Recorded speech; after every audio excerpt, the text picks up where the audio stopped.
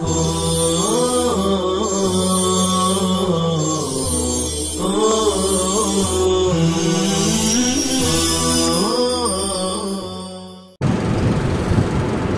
اللہ الرحمن الرحیم۔ الغول اذا تفرد بمتن منکر ولم يتابعه علیہ غیرہ وخالفہ فیہ غیرہ من الثقات۔ یہ بیان چل رہا تھا کہ تنبیہات میں کہ کچھ اہم باتیں جو اصل اصول ہیں اس کے ضمن میں جاننا ضروری ہے۔ تو پہلی بات یہ بتایا تھا کہ حدیث موضوع پر کبھی کبھی حدیث منکر کو بول دیا جاتا ہے۔ پھر بتایا تھا کہ حدیث منکر پر کبھی کبھی غریب بول دیا جاتا ہے۔ اور اس کے بعد یہ بتایا تھا کہ سند میں جیسے نکارت ہوتی ہے ایسے متن میں بھی ہوتی ہے۔ اور اس کی مثال یہ دیا تھا کہ کوئی لفظ بڑھا دے ضعیف راوی ثقہ راوی کے مقابل میں، جیسے اللہم انی اعوذ بک من الخبث والخبائث، تو اس میں بڑھا دیا بسم اللہ اللہم انی اعوذ بک من الخبث والخبائث۔ اس متن میں اتنے لفظ کے بڑھانے کی وجہ سے اب یہ حدیث منکر ہو گئی۔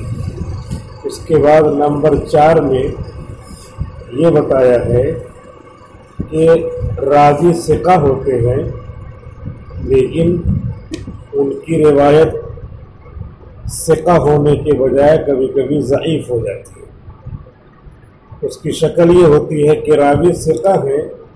لیکن فلاں مخصوص استاد سے نقل کریں گے تو پھر ان کی روایت ضعیف ہو جائے گی۔ مثال دیا ہے کہ جیسے معمر ہیں یہ ثقہ راوی ہیں لیکن حضرت قتادہ بھی ثقہ ہے، لیکن جب ان سے یہ نقل کریں تو ان کی روایت ضعیف ہو جائے گی، کیونکہ بہت چھوٹے تھے ان کے پاس جب پڑھنے گئے تھے، یا گئے نہیں تھے پڑھنے، اپنے والد کے ساتھ گئے ہوں گے، کسی اور کے ساتھ گئے ہوں گے، چھوٹے تھے تو وہ عمر نہیں تھی۔ تو اس وجہ سے اگر یہ ان سے نقل کریں گے تو یہ دیکھیں گے کہ قتادہ کے اور شاگرد لوگ کیا نقل کرتے ہیں، وہ سب پڑھ رہے تھے، تو اگر وہ اور یہ دونوں موافق ہیں تو کوئی مسئلہ نہیں، لیکن سارے شاگرد دوسری طرح نقل کرتے ہیں اور حضرت معمر دوسری طرح نقل کرتے ہیں، تب قبول نہیں کی جائے گی۔ کیوں؟ اس لیے کہ چھوٹی عمر میں ان سے پڑھا ہے۔ یہ چوتھے نمبر پہ یہ بتایا کہ ثقہ راوی بھی کبھی کبھی مخصوص استاد سے نقل کرنے کی وجہ سے ان کی روایت بھی منکر ہو جاتی ہے۔ اور 5ویں نمبر پہ یہ بتایا ہے کہ ثقہ سے کم درجے کا یعنی صحیح حدیث سے کم درجے کے راوی یعنی صدوق راوی کبھی کبھی ان کی حدیث بھی کیا ہو جاتی ہے، منکر ہو جاتی ہے۔ حالانکہ ان کی حدیث کیا ہوتی ہے، حسن ہوتی ہے، لیکن کبھی کبھی منکر ہو جاتی ہے۔ وہ بتا رہے ہیں کب؟ 2 حالتوں میں۔ ایک حالت بتا رہے ہیں جب وہ متن منکر اکیلے نقل کریں اور کوئی ان کا ساتھ نہ دے، کسی استاد سے نقل کر رہے ہیں اکیلے یہ نقل کریں، اور بقیہ جو شاگرد لوگ ہیں وہ ایسا نہیں نقل کر رہے ہیں، تو ظاہر سی بات ہے یہ خود راوی صدوق ہیں، حسن کیا نام ہے صحیح سے کم ہے، صدوق ہے، لیکن یہ روایت دوسرے ثقہ لوگوں کے خلاف ہونے کی وجہ سے ان کی کیا ہو جائے گی، منکر ہو جائے گی۔ مثال دیا ہے مثال ذلک ما رواہ الامام احمد، اس کی مثال وہ حدیث ہے جو امام احمد نے نقل کیا ہے اور امام ابو داود نے نقل کیا ہے، من طریق حماد بن سلمۃ عن محمد بن عمرو بن علقمۃ عن ابی سلمۃ عن ابی ہریرہ، حضرت حماد بن سلمہ کی سند سے اور محمد بن عمرو بن علقمہ سے، عن ابی سلمۃ ابو سلمہ سے، عن ابی ہریرہ رضی اللہ عنہ، حضرت ابو ہریرہ رضی اللہ عنہ سے نقل کرتے ہیں کہ حضور صلی اللہ علیہ وسلم نے فرمایا اذا سمع احدكم النداء، جب تم میں سے کوئی آدمی اذان کی آواز سنے، والاناء فی یدہ، اور کھانے پینے کا برتن اس کے ہاتھ میں ہو، فلا یضعہ، تو اس کو رکھے نہیں، حتی یقضی حاجتہ منہ، یہاں تک کہ اس سے اپنی ضرورت پوری کر لے، یعنی کھا لے پی لے۔ یہ ہو گئی حدیث اور متن، اور حماد بن سلمہ یہ ہے سند۔ قلت محمد بن عمرو بن علقمۃ صدوق حسن الحدیث، میں کہتا ہوں کہ محمد بن عمرو بن علقمہ صدوق ہیں، ان کی حدیث حسن ہوتی ہے، فی ما لا ينفرد به، لیکن ان جگہوں میں جس میں اکیلے نقل نہ کرے ابو سلمہ سے، اکیلے نہ نقل کرے ابو سلمہ سے۔ عن ابی ہریرہ، حضرت ابو ہریرہ سے، فإنه يخطئ في حدیث ابی سلمہ، کیونکہ وہ ابو سلمہ کی حدیث میں خطا کر جاتے ہیں۔ قال ابن معین، ابن معین کہتے ہیں كان يحدث مرة عن ابی سلمہ بالشيء من روایته، کہ ایک مرتبہ حدیث بیان کرتے ہیں ابو سلمہ سے ان کی روایت کا کچھ حصہ، بالشيء من روایته، ثم يحدث به مرة أخرى، پھر اسی کو پوری نقل کرتے ہیں، پہلے بالشيء یا پوری نقل کر دیتے ہیں دوبارہ ابو سلمہ سے، حضرت ابو ہریرہ سے۔ تو اب یہی کیا ہے، یخطئ، پہلے کسی حدیث کا تھوڑا سا ٹکڑا نقل کیا اور اس کے بعد دوبارہ موقع پایا تو پوری حدیث نقل کر دیا۔ اب یہ کیا ہو گیا، ابو سلمہ سے نقل کرنے میں ان کو خطا ہو رہی ہے، تو اسی کا نام ہے متن منکر، نقل کر رہے ہیں اور ان کے ساتھ کوئی نہیں ہے، لہذا ابھی ان کی حدیث کیا ہو جائے گی، حسن ہونے کے باوجود، حسن کے راوی ہونے کے باوجود ان کی حدیث حسن ہونی چاہیے، لیکن اس وجہ سے حدیث منکر ہو رہی ہے۔ وقد تفرد برواية هذا الحديث عن ابی سلمہ، انہوں نے حدیث کی یہ روایت اکیلے نقل کیا ہے ابو سلمہ سے، ولم يتابعه علیہ احد، اور اس پر ان کا کوئی متابع نہیں ہے۔ وكذلك، اور اسی طرح فمتن الحدیث، تو حدیث کا متن فیہ نکارت، اس میں نکارت ہے، من حیث مخالفته لحدیث عائشہ رضی اللہ عنہ، ان کے مخالفت کی وجہ سے حضرت عائشہ کی حدیث سے، فی الصحیحین، جو بخاری مسلم میں ہے، مرفوعا، اور مرفوع ہے، اس کی سند حضور تک رفع کی یہ پہنچائی گئی ہے۔ کلوا واشربوا، تم کھاؤ پیو، حتی یؤذن ابن ام مکتوم، یہاں تک کہ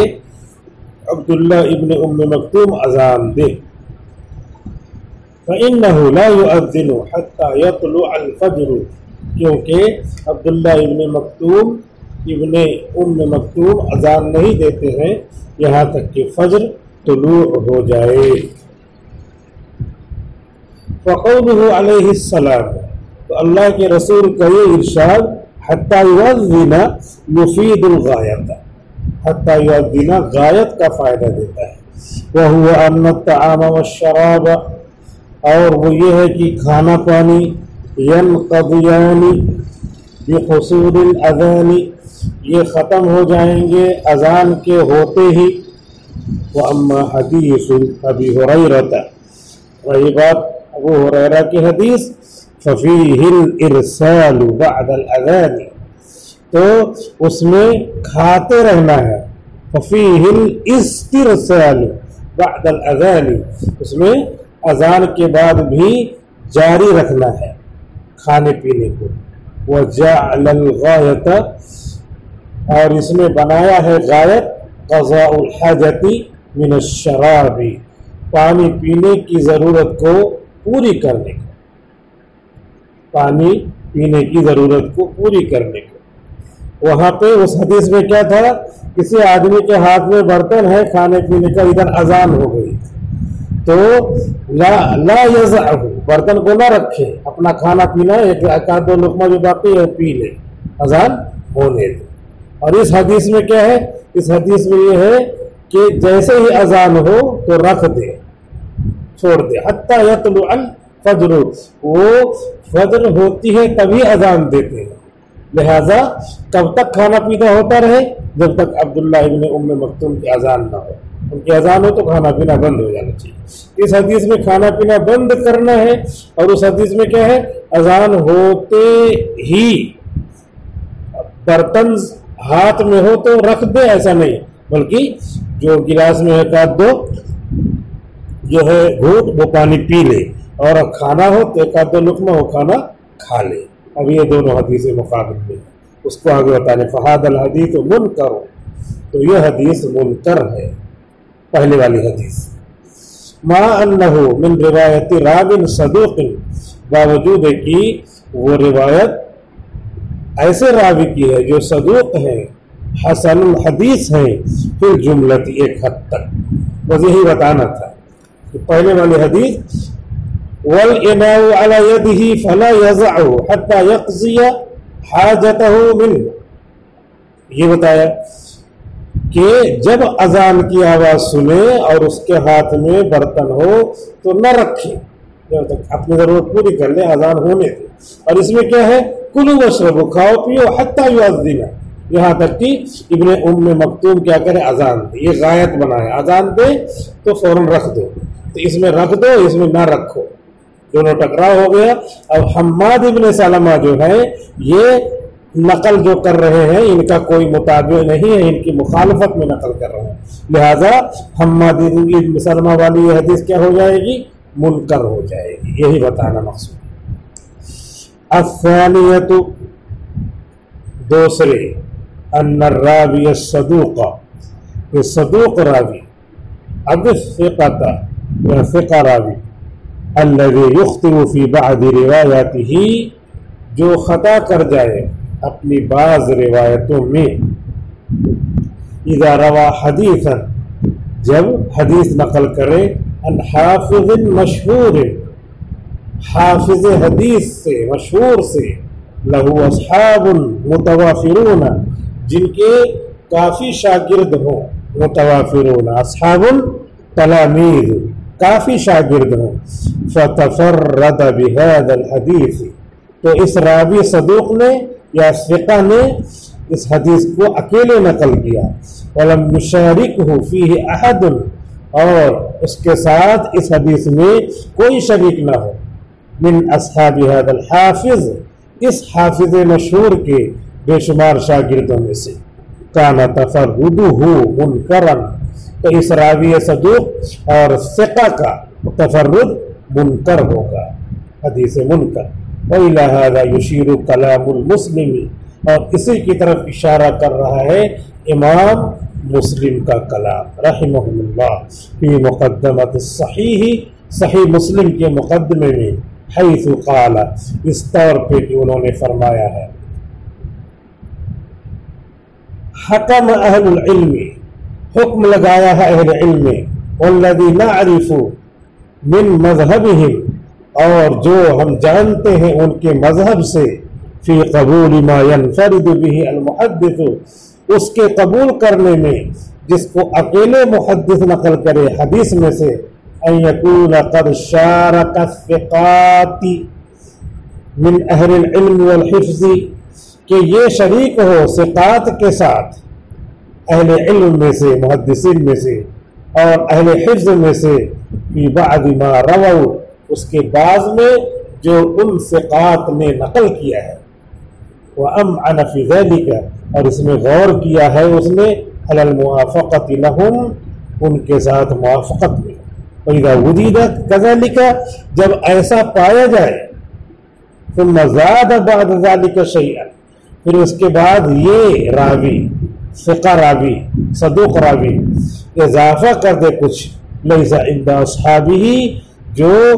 اس حافظ مشہور کے شاگردوں کے پاس نہیں ہے، قبلت زیادتہ، تو اس کی زیادتی کیا ہوگی؟ قبول کی جائے گی. فَأَمَّا مَنْ تَرَاهُ يَعْمِدُ لِمِثْلِ الزُّهْرِ فِي جَلَالَتِهِ وَكَثْرَةِ أَصْحَابِهِ الْحُفَّاظِ الْمُتْقِنِينَ لِحَدِيثِهِ، بہرحال وہ راوی جن کو تم دیکھتے ہو کہ اعتماد کیا جاتا ہے ان پر، یعمد اعتماد کیا جاتا ہے ان پر، جیسے کہ امام زہری ان کی جلالت شان میں اور ان کے شاگردوں کی کثرت میں، الحفاظ جو حافظ حدیث ہیں، المتقنین لحدیثہ ان کی حدیث کو محفوظ کرنے والے ہیں، وہ حدیث غیرہ اور ان کے علاوہ کی حدیثوں کو، اور لمثل ہشام بن عروہ یا جیسے کہ ہشام ابن عروہ، وحدیثہما عند اہل العلم مبسوط مشترک، ہشام اور زہری ان دونوں کی حدیث محدثین کے نزدیک بہت عام ہے، مبسوط پھیلی ہوئی ہے، عام ہے، مشترک ہے۔ قد نقل اصحابہما عنہما ان دونوں کے شاگردوں نے نقل کیا ہے ان دونوں سے حدیثہما ان دونوں کی حدیث علی الاتفاق منہم ان سے اتفاق کے ساتھ، فی اکثر ہی اکثر میں، یروی عنہما تو ان دونوں سے نقل کرتی ہے، او عن احدہما یا ان دونوں میں سے ایک سے نقل کرتی ہے، العدد من الحدیث فیروى نقل کی جاتی ہے ان سے، العدد من الحدیث حدیث کی ایک بڑی تعداد، فیروى مما لا يعرفه احد اصحابهما جس کو نہیں جانتے ہیں ان کے شاگردوں میں سے کوئی، وليس ممن قد شاركهم في الصحيح اور یہ نہیں ہے ان لوگوں میں سے جو ان کے ساتھ شریک ہو صحیح میں، مما عندهم ان حدیثوں سے جو ان کے پاس ہے، فغیر جائز قبول حدیث هذا الضرب من الناس تو جائز نہیں ہے اس طرح کی حدیثوں کو قبول کرنا، قبول حدیث هذا الضرب من الناس اس طرح کے لوگوں کی حدیثوں کو قبول کرنا۔ یہ اصل میں اتنی عبارت لے آئے ہیں مقدمہ صحیح مسلم سے، اور الثانیہ میں جو اتنی بات کہی ہے اتنی کو ثابت کرنے کی۔ کیا کہا ہے کہ راوی صدوق اور ثقہ، اور نقل کرتے ہیں حدیث ثقہ سے تو معتبر ہے ہر جگہ، لیکن راوی ثقہ اور صدوق ہے اور ثقہ اور صدوق سے نقل کرتے ہیں ایک ایسی حدیث جس میں ان کے دوسرے تمام شاگرد نہیں نقل کرتے، تو یہ ثقہ اور صدوق کی روایت منکر ہو جائے۔ مثال دیا ہے ہشام اور زہری کی، ہشام اور زہری سے جو بھی نقل کرتے ہیں بے شمار شاگرد ہیں، ایک ثقہ اور معتبر راوی ان سے نقل کرتا ہے، لیکن ان دونوں کے شاگردوں میں سے کسی نے نہیں نقل کیا ہے ایسا، تو اس ثقہ اور صدوق راوی کی حدیث کیا ہو جائے گی؟ منکر ہو جائے گی۔ اتنا بتانا ہے، اسی لیے ہم نے پورا ترجمہ کر دیا، کیونکہ انہوں نے مقدمہ مسلم کی اس جز کو دلیل بنایا ہے الثانیتوں میں جو 3-4 سطر بات کہی ہے اس کے لیے، تو 3-4 سطر والی بات ہی کیونکہ یہ دلیل ہے اور مقدمہ مسلم ہے تو اس لیے اس کو پورا نقل کرتے چلے گئے۔ وَمِثَالُ ذَلِكَ مَا أَخْرَجَهُ الْبَيْهَقِيُّ فِي السُّنَنِ الْكُبْرَى اور اس کی مثال وہ ہے جو امام بیہقی نے نقل کیا ہے سنن کبریٰ میں، وَالذَّهَبِيُّ فِي